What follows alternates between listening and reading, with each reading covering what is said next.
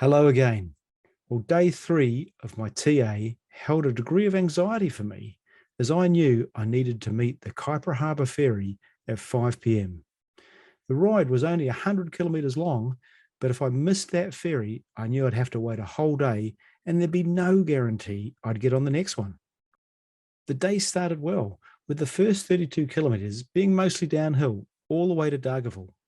And along the route, some young kids were out at their farm gate with bottles of ice cold water and slices of watermelon. I'd heard about this type of generosity on the TA, and experiencing it firsthand, it really brought a cheer to my heart. I was glad to get to Dargaville. I was really looking forward to a good feed.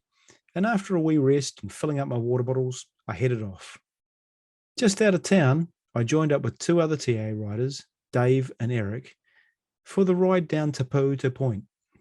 Both Dave and Eric rode a bit faster than me, but there was a gentle headwind, so I was quite glad to share that effort with 2 other riders.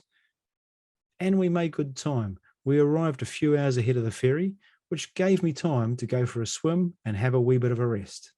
There was supposed to have been a morning ferry, but it had been cancelled, and now there was a heck of a crowd gathering for that 5 p.m. ferry. When the ferry arrived, everyone just charged ahead to try and get on board.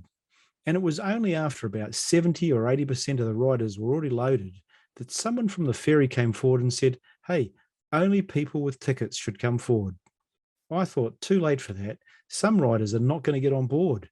But we did set a record of 77 riders and their bikes being loaded onto that little ferry.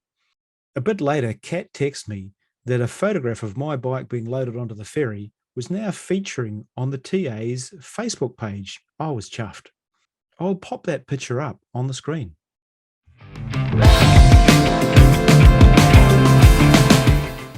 The crossing across the Cape Reinga went smooth enough, but due to the volume of riders on the boat, it took longer to load up all the bikes and get them unloaded at the other end.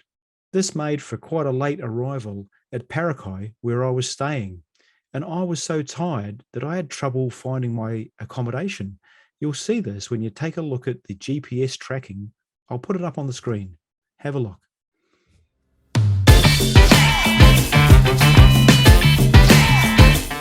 If you're enjoying these videos, consider giving me a thumbs up, click that like button, and if you want to, leave a comment down in the comment section below. I'll really do my best to get back to you. And hey, day 4 is next, just over here. If you like the videos you're seeing, click on that as well. Ciao for now.